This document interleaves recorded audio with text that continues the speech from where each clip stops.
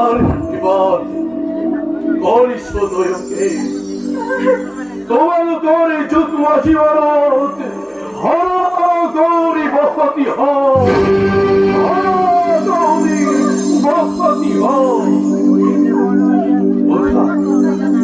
ওঠা হলে ওঠাই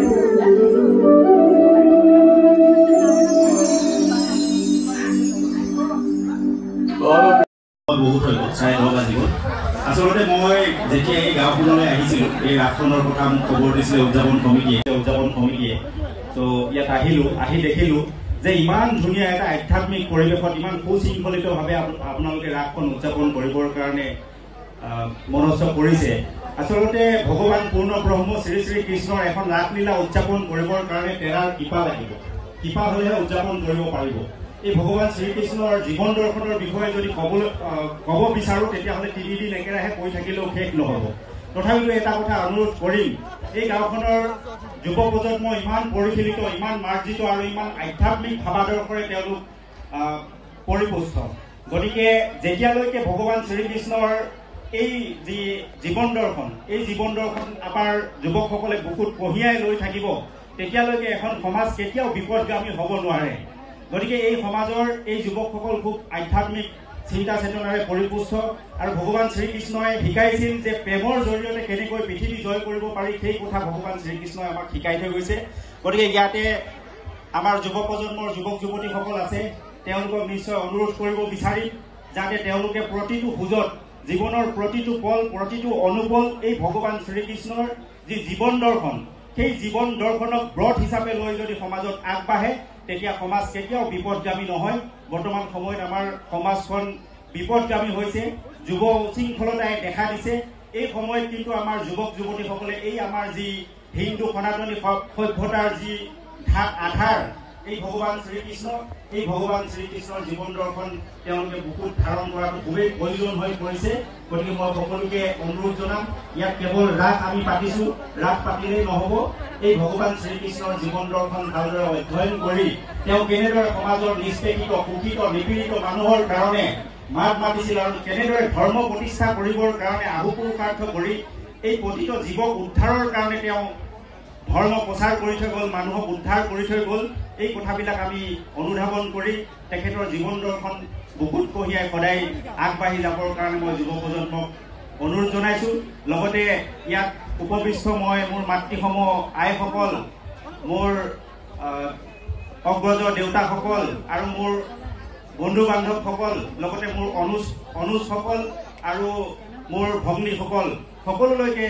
আজি এই ভগৱান পূৰ্ণ ব্ৰহ্ম ভগৱান শ্ৰী শ্ৰী কৃষ্ণৰ ৰাসলীলাৰ শুভেচ্ছা জ্ঞাপন কৰি মই মোৰ চমু বক্তব্য সামৰণি মাৰিছোঁ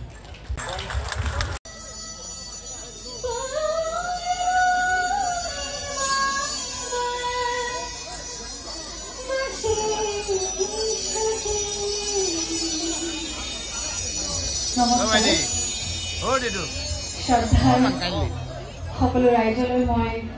মোৰ ফালৰ পৰা শুভেচ্ছা জ্ঞাপন কৰিছোঁ মঞ্চত উপস্থিত থকা নিমন্ত্ৰিত অতিথিসকললৈ মই সেৱা জনাইছোঁ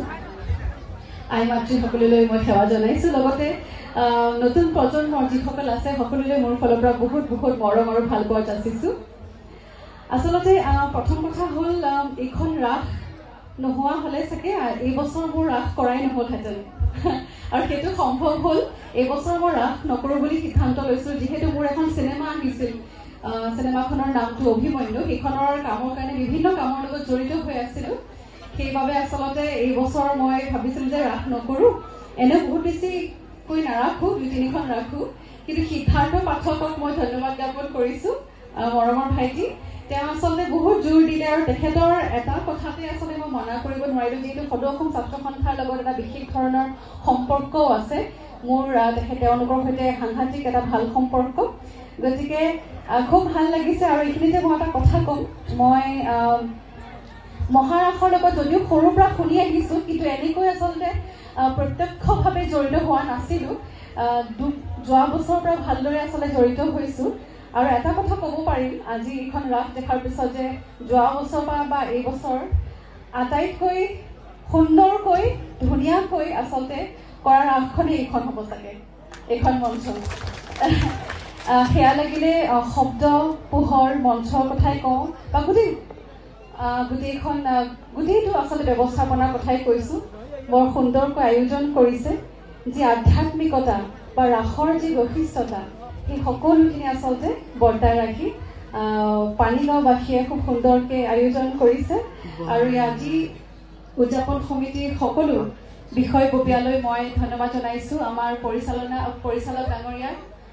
আপোনাকো ধন্যবাদ জনাইছোঁ। কালি বৰ সুন্দৰকৈ আমি আখৰা কৰিলোঁ। বাকী বেছি সময় নলওঁ, যিহেতু আজি অভিনয় কৰিবলৈ আহিছোঁ, আপোনালোকে আমাৰ অভিনয় চাব। কেৱল মাত্ৰ আপোনালোকৰ আশীৰ্বাদ বিচাৰিছোঁ যাতে আমি ভালদৰে, যিহেতু এখন ৰাস আচলতে কেৱল মই নহয়, এটা টিম ৱৰ্ক হয়, প্ৰত্যেকৰে আচলতে কষ্ট জড়িত হৈ আছে। আমি যাতে সুকলমে সুন্দৰকৈ আপোনালোকক সুন্দৰ ৰাসখন দেখুৱাব পাৰোঁ, তাকে মই সকলোৰে পৰা আশীৰ্বাদ বিচাৰিছোঁ। ধন্যবাদ।